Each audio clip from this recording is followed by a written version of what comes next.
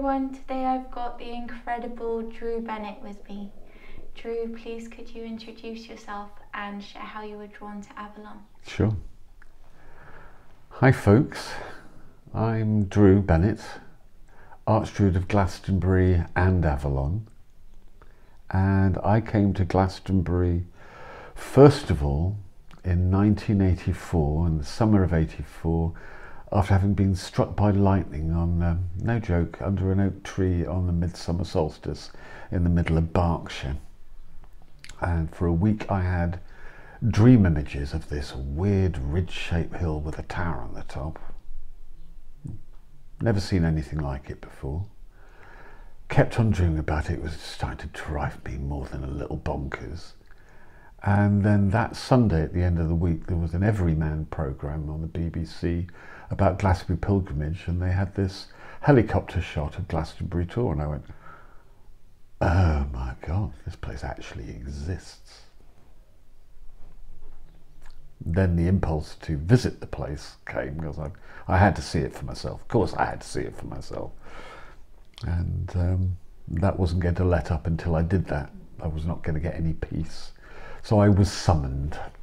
And Glastonbury does that, it summons its people. It decides you're of use and it wants you working here, and then you don't really get an option, really. It just arranges everything. You can escape for short periods of time, a couple of years, and then the elastic stretches and twangs and you get very rapidly yanked back. And you always land on your feet. You'll always land on your feet, because if a place wants you here, it does provide ultimately. We were talking earlier about that, but you just had a little faith in the spirit of place. Because when Avalon decides it wants you here in Glastonbury on this Isle of Glass, it'll make sure you have what you need to be here. I've landed here at times with no home, no money, no wherewithal for anything, and just been sorted from the minute I got off the bus. Just been looked after and sorted. Roof overhead, and fed and watered and just looked after. Glastonbury looks after its own. Always. Yeah, always. So Drew, how do you experience and express your spiritual path in Avalon day to day? In my home I've got a couple of altars. One of all things is actually an Egyptian altar. It's a shrine to Sekhmet, the lion goddess. It's probably one of my favourite goddesses, really, from around the world. I really love Sekhmet. She's fierce and protective. She's really the Egyptian Kali. There's a heavy aspect to her, but she also looks after her cubs and her pride. And if she sees you as one of her kittens, you're onto a good thing, really. So I light incense and a candle for her daily, and either myself on my own or myself and my apprentice chant a chant to her. Sa sachem sahu. Ankh Pata Sekhmet Ka. I chant to her and we make offering to her. But on a day-to-day basis, it's walking around Glastonbury, both in the town and in the landscape around the town, and just walking on the earth mindfully, consciously, clocking what is happening around you. Because that's when you see people who are in need and need help. Otherwise we just blindly and blithely walk past. And for me, a lot of the times, typical as a druid, trees are always wanting a conversation. They're awful gossips. Some of the things they want to talk about is a bit silly, really, but I'm never alone. Getting them to shut up is the problem. Getting them to be so, just, a minute's peace, please. I'm sure a psychiatrist would have a field day with me, but it is walking mindfully and asking the overall, overarching spirit of place here what it needs from me, what it wants me to be doing for it, because it's not here to serve me. I'm here to serve Avalon. And there are other people like Jim Killian and others here who have that same ethic in Glastonbury. There's a lot of us who do. We've come here to just get on with the work, and I'm by and large at peace with that. There's times when it's annoying and irritating, and you feel like your life's being shanghaied, but mostly it's a good world. And I'll have moments when I was living up on Hill Head where I walked down off Hill Head, down off the road, and you just, as you walk down the slope, you just got that view to Glastonbury Tor and Chalice Hill, and it's just beautiful seeing the two hills side by side, sunlit. And every now and then I'll see that and have this reminder that reminds me how privileged I am to live in such a beautiful piece of the world. It is one stunning landscape, and it is in that beauty that I see God. God, Goddess, and all that is there before me every day. And I'll stand on Wirral Hill and look out over the Brew Valley to Butley Woods and that vale of Butley, and that land there and the landscape on the old maps is referred to as, in the Anglo-Saxon English, as Seilants de Summer, the lands of summer. It literally is the summer lands, and it's a privilege to live in the summer lands. When we say goddess or divine feminine, what does that mean for you? The divine feminine is something we all contain, because whether you're male or female, you are a child of the All-Father and the Great Mother. We are all their children. So for me, it's where Christian faith gets it wrong. Jesus is the Son of God. No, we're all sons and daughters of God. We are all capable of being Christ-like. We're all capable of walking that journey and walking that dance. And that is actually the core of what the real Christian message is actually about.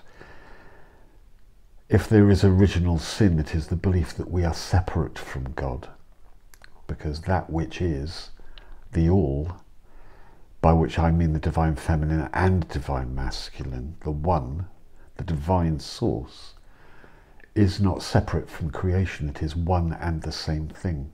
Creation and the divine is the same, and therefore we are God. It is all God.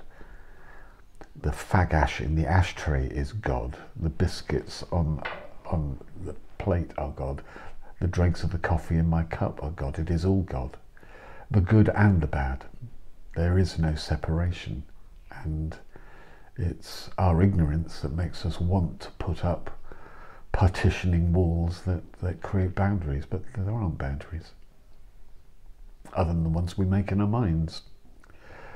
And the work in Glastonbury is to dismantle those boundaries. It always is. That's what we're always asked to do here, isn't it?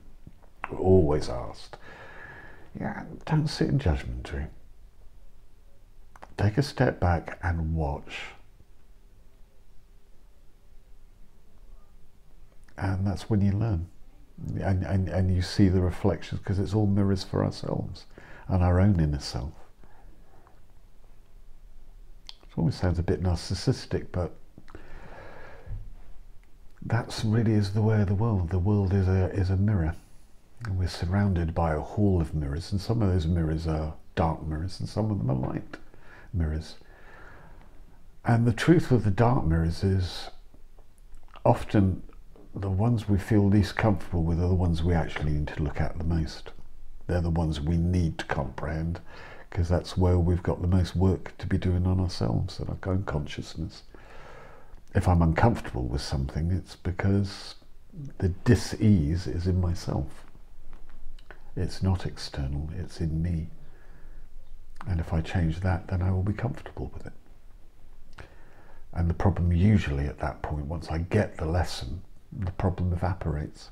I'm happy to storytell the journey and what it's been about, and the things that I've seen and experienced here in Glastonbury. I have met the goddess and the god here in all sorts of aspects and forms.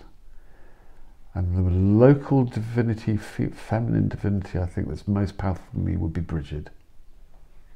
It's huge for me here. Some part of me at core is very much a swan warrior. And yeah, Bridget is fantastic, and also both as pagan goddess, but also as Christian saint. She's the most important Christian saint in Ireland. It's one of the few things that North and South actually agree upon. That Celtic crossover is a huge bridge between Christianity and paganism, and that's part of the privilege of the role of being a Druid priest, really, is being able to work with both sides of that and know that it's all the same thing. Knowing it's the same thing. So working with the church here, working with the town council, and with all aspects of the community here is just, it's a blessing, it's a life blessing. This year the theme of the conference is the Sovereign Lady of Avalon. My question is, what does sovereignty mean to you, and how does living in Avalon empower you in your sovereignty?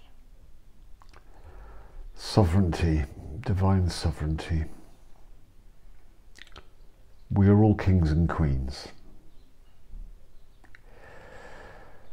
For me, personally, sovereignty is very much rolled up in my archetypal role as Archdruid here. And having been asked to take that archetype on and that role on, which will be most of a lifetime, and on one level slightly terrifying, but a huge privilege. And to become Archdruid, you have to take an oath to land and place, and that's not just Avalon, but that's to Britain and the Isles of Britain, to all of the land that I'm part of. Is that primarily I am here to serve it, to protect it, to defend it, and should it be asked, to give my life for it. And so the question the god asked me, the antlered god asked me one day walking up Silver Street was, are you willing to die that the land may live? And I paused. I went, well, my lord, yes, I am willing to die that the land may live if my blood will make the difference. And the god's response was, good answer, because I'd added a caveat on that oath. Yes, I'm willing to die that the land may live. But only if it'll make the difference, because otherwise it's a wasted sacrifice. One always lives in hopes that you don't have to make that sacrifice, but that sacrifice ultimately would be a sacrifice I would make of myself out of love for land and place. So it would never be a meaningless sacrifice.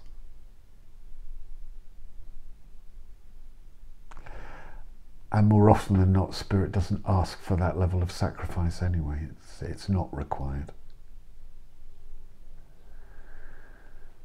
Most of the sacrifice that we really have to do is our internal ones. Letting go of our own self-perceptions and our own boundaries and barriers and illusions. And it's a process of spiritual evolution and healing that is being demanded of us. And sometimes that's stressful and hard work and upsetting. I go through various crises points, but that's life. It's certainly my life anyway. Thank you for your time, and thank you for your words. Thank you for sharing with us. Pleasure. On behalf of everyone that watches, hopefully we'll see you at the conference or around town during the time. And folks, a blessing, a Druid blessing to you. May you never hunger, may you never thirst. Aho. Thank you.